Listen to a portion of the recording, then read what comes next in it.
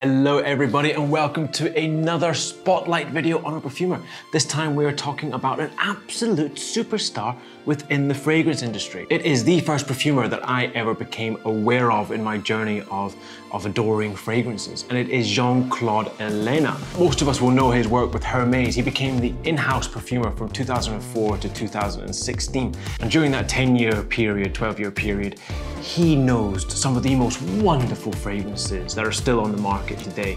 The Jardin series, the Terre de Hermes and its flankers, just some really, really gorgeous fragrances. Now, Jean-Claude Ellena is one of the few perfumers that really breaks through the noise and has become not a household name, but a household name within the fragrance industry, or fragrance lovers anyway, because he talks so elegantly about perfume and he really gets the message across creatively and technically what his job is, and the layman understands him. You can put him on a talk show or in front of a panel and he's wonderful. He's a wonderfully elegant speaker.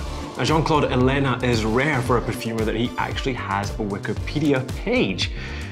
What a rarity. So he started nosing fragrances in 1973 and he's still smashing them out today. His latest release has been from Laboratorio Olfativo, and it is Arancia Rosa. Now, it looks like he's still smashing out his classic, minimalist, simple but elegant, beautiful fragrances. The notes in this one are blood orange, awesome blossom. Awesome blossom? I like awesome blossom. It is blood orange, orange blossom, passion fruit, and white musks. And doesn't that just sound gorgeous? I'm gonna have to get my nose on this and see what it is like. So, Jean-Claude Ellena is one of the more known figures. I'm even reading a book where they spent a year with him. It's a wonderful, wonderful account all behind the scenes about his creative process and working with such a large house as Hermes. But that brings me to my favorite fragrances from Jean-Claude Ellena. Well, it has to be number one, Terre de Hermes by Hermes, of course. This is one of my all-time favorite fragrances, and it is just a masterpiece.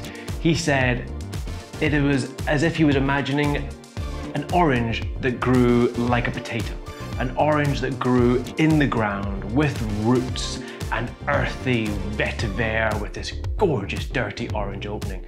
It's a masterpiece, it's wonderful, it's elegant, it fits every season, every occasion, it's a jack of all tricks. And to do that in fragrance, it takes such a delicate hand, such a delicate mind, such a creative wit.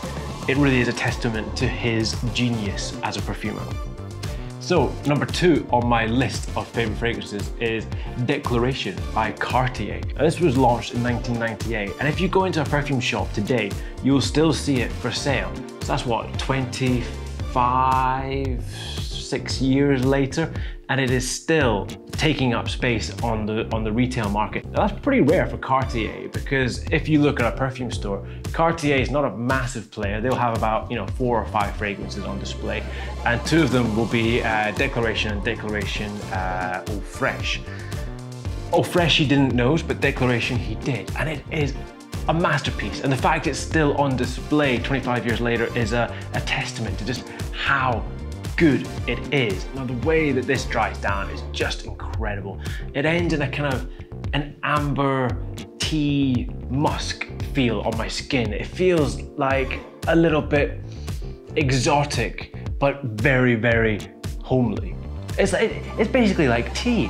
If you have a lapsang or a slightly exotic tea, it's very homely because, especially if you're from Britain, tea is tea. It's the smell of home. It's taking a tea break, but there's an exoticness to it. It's India. It's something that's not quite placed in our scent profile, in our heritage, but we've adopted it. And because of that, it's homely yet exotic. It's a wonderful, wonderful counterbalance, and I love it. I love the way that it breaks down and makes me feel. Declaration, a real masterpiece. So my third favorite from Jean-Claude Ellena is Jardin de Mediterranean. The Mediterranean garden from Hermes in the garden range. Let's talk about the bases, first of all. It ends in red cedar, juniper, pistachio, musk, and fig leaf. Now, that tree there is a fig tree. That's fig leaf. My favorite ice cream is pistachio. I love gin, Juniper is just such a wonderful, wonderful scent. Cypress, again, gorgeous, gorgeous, lovely herbaceous scent profile. And musks just make everything so lovely and rounded. Now with a base like that, how am I not gonna like it? And then you throw in these Mediterranean tops of lemon and orange and bergamot. And in the mids, orange blossom. Oh, one of the greatest scents you can ever put your nose to. So strong, so effervescent, so just zingy. When you're walking through a park, you can smell orange blossom from donkeys away. You put it all together, you mix it up, you let Jean-Claude Ellena run wild with it, and you get the most beautiful garden scent you've ever smelled. I may even like it more than the other ones. I don't know. Anywho, those are my top 3 Jean-Claude Ellena fragrances. Now, notable mentions are Jardin un Nil, the Garden of the Nile, what I talked about earlier, the green mango. Lovely fragrance. It's a little bit challenging in that its scent isn't that strong, with me anyway. When you spray it on, it's not really a perfume that you're gonna buy in a department store because it doesn't grab you immediately.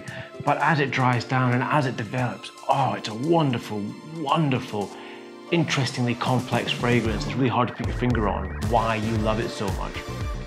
And basically anything from Hermes from 2004 to 2016, they're a wonderful house. They rarely make misses. I hope you enjoyed that spotlight on Jean-Claude Ellena. If you have any of his other fragrances, if you think some of them are much better than the ones that I've talked about here, let me know in the comments below. Now, if you enjoyed this video, make sure you give it a like. Why not subscribe? Come on into the family. Here on this channel, we discover everything scent related. My name is Will Wolbioff, and I will see you in the next one.